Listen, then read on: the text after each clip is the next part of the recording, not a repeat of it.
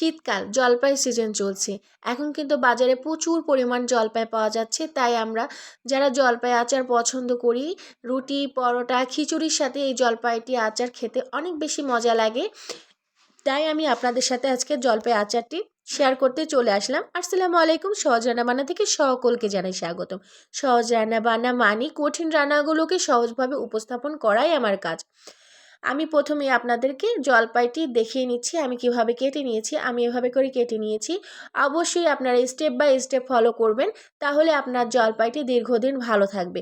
সংরক্ষণ পদ্ধতি সহকারে আপনাদেরকে আমি শিখিয়েছি, আপনারা অবশ্যই এটা ফলো করবেন। আমি সবসময় আপনাদেরকে পরিমাপগুলো শেয়ার করে থাকি। আমি এখানে হাফ কেজি পরিমাণে জলপাই ধুয়ে কেটে নিয়েছি এবং অবশ্যই পানিটা ঝরিয়ে নিয়েছি এবং লবণ দিয়ে নিয়েছি 1 চা চামচ পরিমাণের। আমার হাফ কেজি জলপাই 1 চা চামচ পরিমাণের লবণ লেগেছে, আপনারা চাইলে আর একটু বেশিও দিতে পারেন। এখানে আমি হাফ চা চামচ পরিমাণের হলুদের গুঁড়া দিচ্ছি এবং এটা ভালো করে আমি মিক্সড করে নিচ্ছি। মিক্সড করে এটাকে আমি 1 ঘন্টার জন্য রেস্টে রেখে দেব। সহজ রান্না বান্না মানে সহজ কিছু। আমি আপনাদের সাথে সহজভাবে সবসময় রেসিপিগুলো শেয়ার করে থাকি, যেন আমার রেসিপিগুলো দেখে সবাই রেসিপিগুলো তৈরি করে নিতে পারে।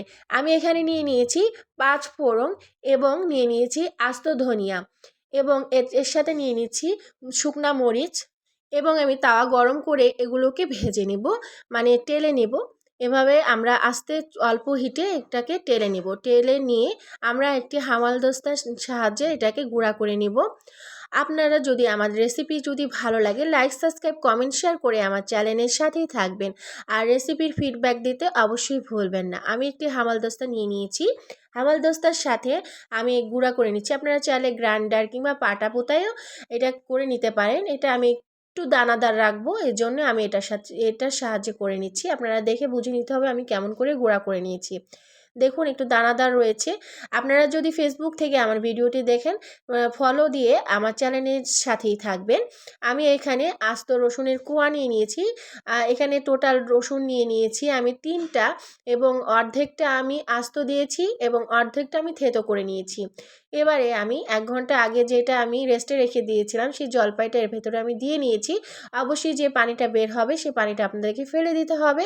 এর সাথে আমি 400 গ্রাম পরিমাণে চিনি ব্যবহার করছি।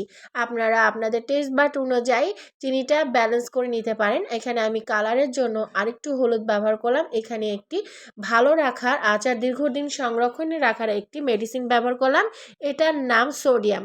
অবশ্যই যে কোনো বড় গ্রোসারি শপে আপনারা যেয়ে জিজ্ঞেস করলেই সোডিয়ামটা আপনাদের দেখিয়ে দিবে।